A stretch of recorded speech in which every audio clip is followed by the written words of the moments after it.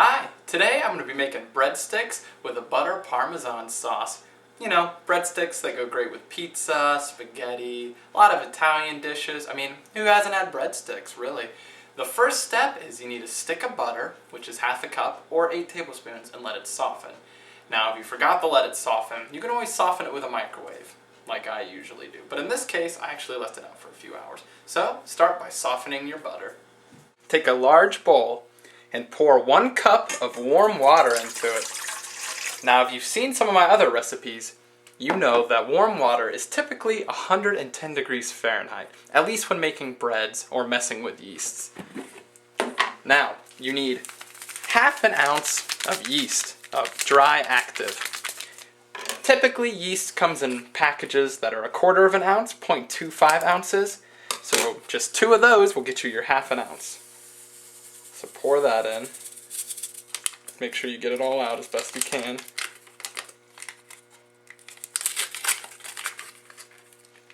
Okay.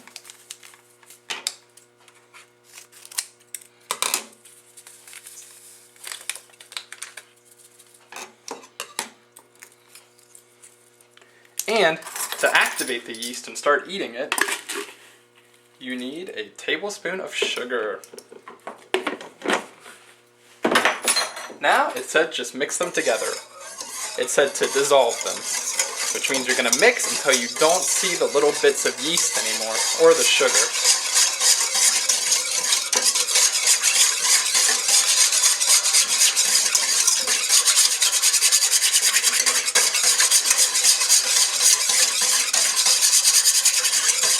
That's good enough. Now leave it like this for about 5 or 10 minutes, and you're going to see it start to foam up. You need to add in 3 tablespoons of vegetable oil.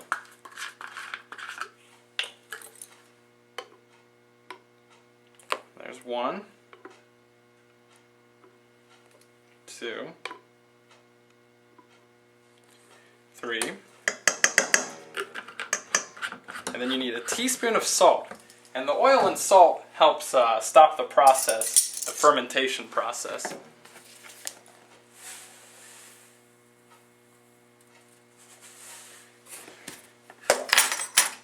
Mix those in.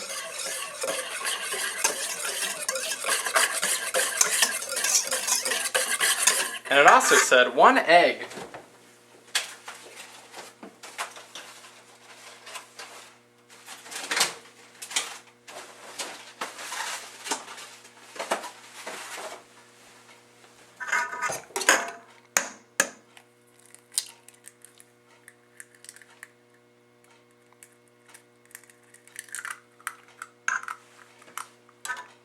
There we go.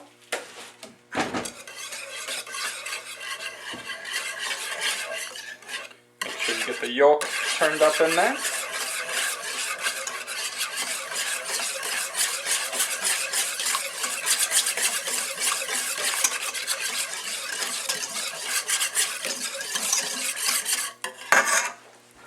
Now you need 2 cups of flour.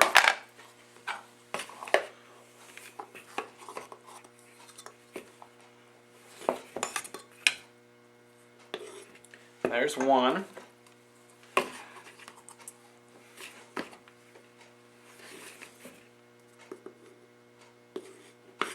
There's 2. So mix those in.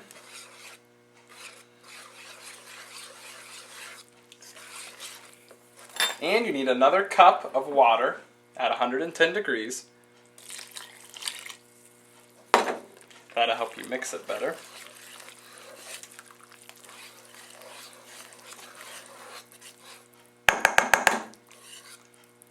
And a cup of sugar.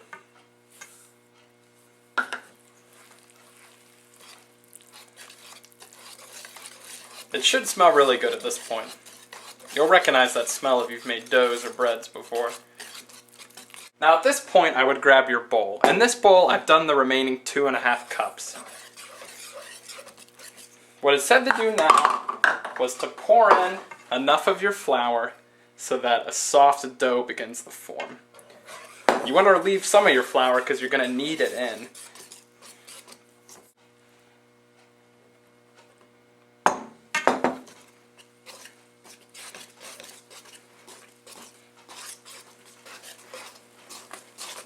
As you can see now, I'm starting to stick together.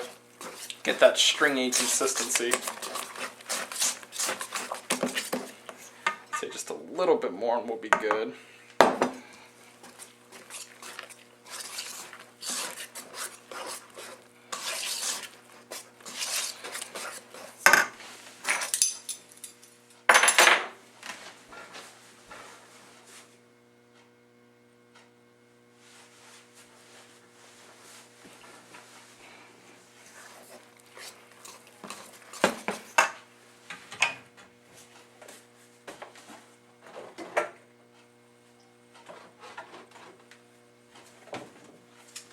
At this point, I would get a little bit of shortening, vegetable shortening, or just some sort of greasy non-stick to get on your hands. This will help you knead it without it sticking to you.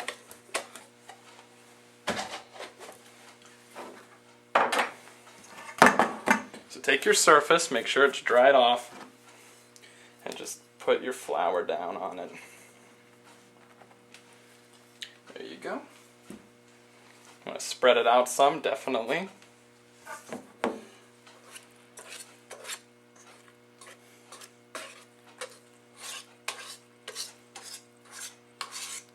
At this point, I'm even going to use an icing spatula just to make sure I get a good amount of it out.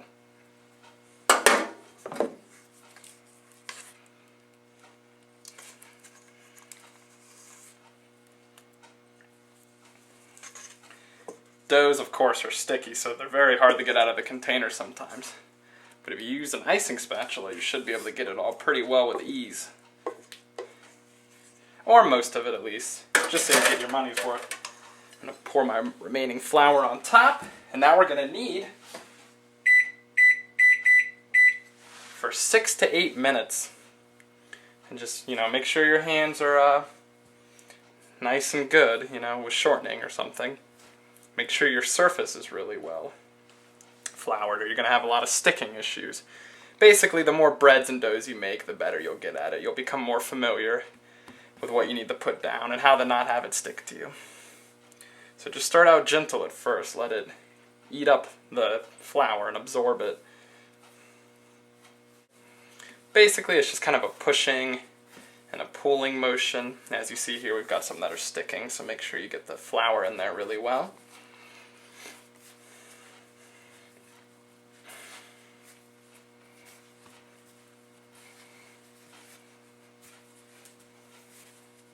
An important note about making doughs. My dough is a little sticky because of the humidity we've been having recently where I live, so I needed more flour. Sometimes you'll need less flour. You can, put some of it back or throw it away. Sometimes, and more often in my case, you need more flour. Now, total in this recipe, use 4.5 cups. I probably used closer to 5.5, so just mess around with it until it's not sticking to you so much, and that's basically, when to stop using flour. Once you get it to the point you like, you'll do this, make like a triangle, and you'll notice it'll take a while to go down. That's when you know it's ready. At this point, I would clean out the same bowl you mixed the dough in, which might be hard because dough's kind of hard to clean. But once you get it wet, dry it with a towel and hold on to this towel because you need a moist cloth to cover it with.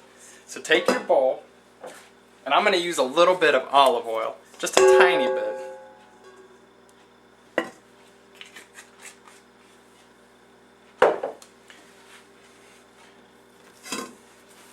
Get your dough, put it in your oil, and just turn it around once. There you go. That'll get it nice and covered. Wash your hands off, clean up your counter, and keep drying them on the same towel to keep it nice and moist. Now put this moist towel over your dough, and we're going to set our oven to 300 degrees for 1 minute and then turn it off. This will create a nice warm environment for this dough to rise in. Okay, so set it to bake, 300 degrees, and we're going to turn it off in about a minute. Turn off your oven. Make sure your towel is pretty moist. Open it up, you'll feel it's pretty nice and warm in there. Put your dough in there. Close the door quick. and give it 40 minutes to rise, and it should double in size. So 40 minutes, nice warm oven, nice moist towel, it'll rise. About a minute before your dough is done with its first rise, you're going to want to take 2, probably 3 baking sheets and lightly grease them.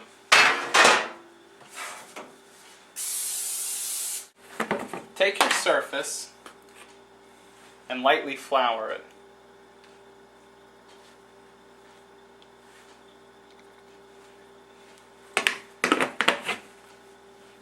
Our dough's been rising now.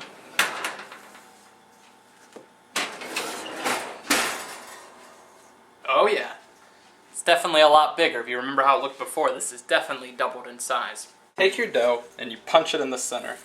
I mean, don't actually do a full punch, just push down lightly. This kind of forces it to release some of the air, just kind of relax a little. Okay.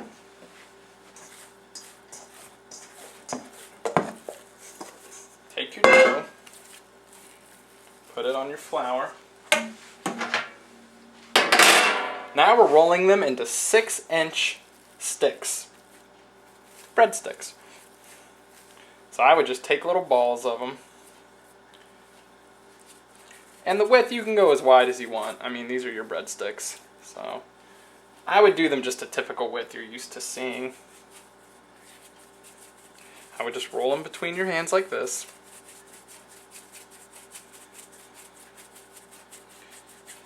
You want them uniform basically all the way through. I only ended up with 18. Mine are kind of shorter than they should be. But as you start to clean up, at this point, preheat your oven to 300 again. And while you're cleaning up, just let it heat up a little. And then turn it off. Cover these with damp towels that you dry your hands off on. And then we're going to let them rise for 25 minutes. Get your trays. Get your damp towels.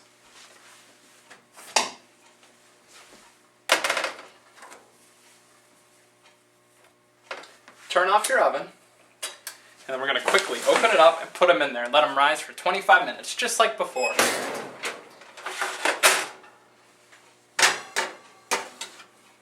Okay, there's one.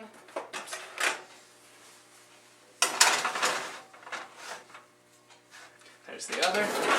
Shut the door, don't open it, don't look at them, don't worry about it. 25 minutes and they'll be risen and ready to bake. Now that our formed breadsticks have been rising for 25 minutes, you can get them out. Yeah, and if you look at them, they've widened a lot. So mine are kind of fatter breadsticks now, so make them more narrow at first. I figured this would happen right as I was putting them in, but it's not a big deal. They'll still taste great.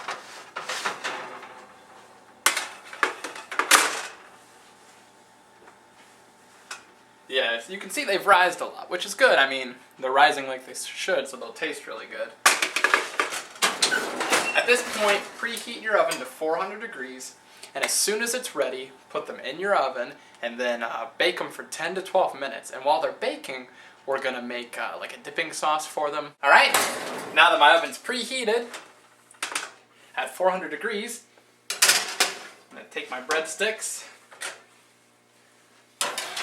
put them in, and in 10 to 12 minutes they'll be ready. During that time we're going to make our butter, Parmesan, and garlic sauce. Alright, at this point take your stick of softened butter,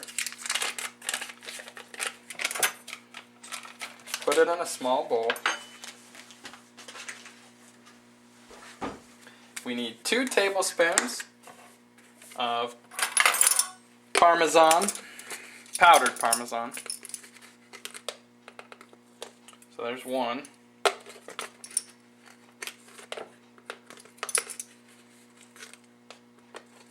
There's 2. And then we need 1/4 teaspoon of garlic powder. So there's 1/4 teaspoon of that. Just really make sure it all mixes well. Just kind of stir it around. Mine's so soft I can just use a fork and it'll turn out alright. But if you really mix it hard, it'll kind of get this creamy consistency. It'll be a lot softer. It'll be easier to dip in.